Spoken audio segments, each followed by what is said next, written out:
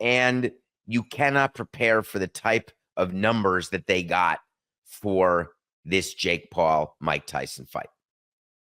I don't know about the rest of you. I watched it and I felt disturbed watching it. Almost gross was a great word that Coca gave to me, trying to examine feelings that are not often examined by me. There was something about it where you are watching something, thinking something bad's going to happen, waiting for someone to get knocked out, either Jake Paul to get his comeuppance or Mike Tyson to realize that 58 is too old to be fighting. You're watching the spectacle of it because you're thinking to yourself, this is an exhibition. Now, the undercard, several of the undercards did really well. Those were actual fights between actual fighters. Mike Tyson and Jake Paul are not boxers today. Mike Tyson, legacy, arguably, if not the second greatest champion of all time. No one's going to take it away from Ali, in my opinion, but let's just put him on Mount Rushmore, of course. What an unbelievable turnaround he's had. Don't forget, when he was in his prime, he was a convict. Everyone gets to rehabilitate if you can. You live long enough, you can turn around your reputation.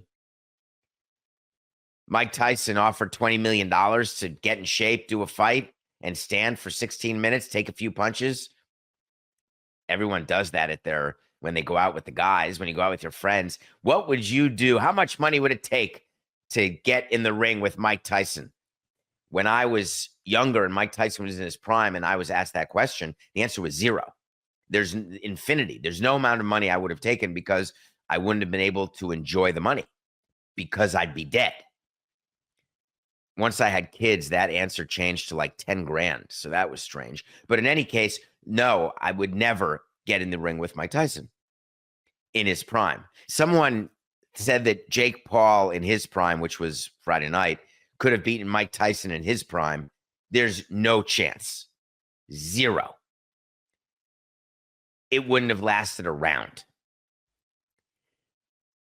But as I'm watching the fight and it goes on and they're just dancing, occasional punches here and there, but nothing much, I was thinking about the business of the fight.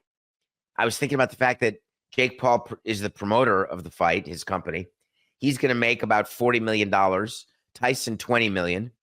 Netflix is going to get a return on its investment. The sponsors were front and center on the ropes. Everybody was watching. Does that make them brilliant? Yeah, it does. They're brilliant. Jake Paul is a business and marketing genius.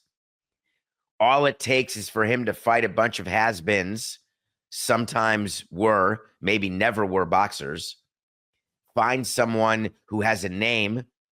I imagine that if Jake Paul were 20 years older, and this was 20 years ago, I pictured Jake Paul fighting George Foreman.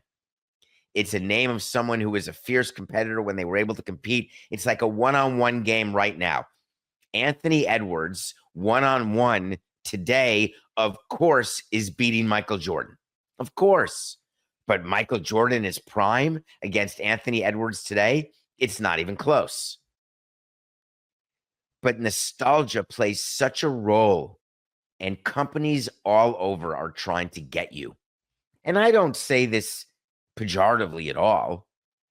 This is what marketing is. It's trying to make you feel good about spending your time and money. It's trying to tap in to something that reminds you. It's why there's certain types of music in commercials, or the set design with flowers, and why they hire certain people to hawk certain products, because you will associate it with a part that actor played, or with a moment that you felt when you heard certain music. And it will make you want to relive that again, and you will pay money. It's sort of like the James Earl Jones speech in Field of Dreams. They will come, Ray, they will come. People will be washed over. Rest in peace, James Earl Jones. But yes, that's the whole point. And that's what I felt during the fight. So I felt a little gross that I was watching a spectacle and then realized why I was. And I was watching it to feel young. I was watching it to see if someone would get hurt, which is a terrible thing to say, but happens to be very true. So now Netflix, it has to figure out what they're going to do on December 25th. They've got approximately a month and a week because there is a doubleheader, and people are saying that the site's going to crash because they don't know how to host a live event. And they're doing their first ever NFL games. They've got Chiefs, Steelers, and Ravens, Texans. The good news for Elizabeth Stone is that there will not be 60 million people watching the Netflix Christmas Day games. As a matter of fact, I'm so sure of that I'm going to make it an official wait to see, Coca. When we say something's going to happen, if it does, great. If it doesn't, fine. Wait to see. There will be fewer than 60 million people streaming the NFL games on Christmas Day. But the NFL announced that they're going to have Beyonce perform at halftime. And I got a little worried. I did the math with Sarah before the show. Taylor Swift performing at halftime, that would break the internet. There'd be way more than 60 million. I can't wait to see where Beyonce falls, because I would imagine there are a whole bunch of Beyonce fans around the world who will have an opportunity to watch a 15-minute concert for free who are going to want to do it. So they'll be streaming during that moment. So maybe the last 2 minutes of the half and then the half. Netflix is working on it, and they can assume that more people, but there's no way they have the technological infrastructure, because they wouldn't have dreamt that they would have had 60 million and it didn't work. They cannot all of a sudden make the changes required to have that amount within a month or more. It's just not going to happen. Guess we'll find out.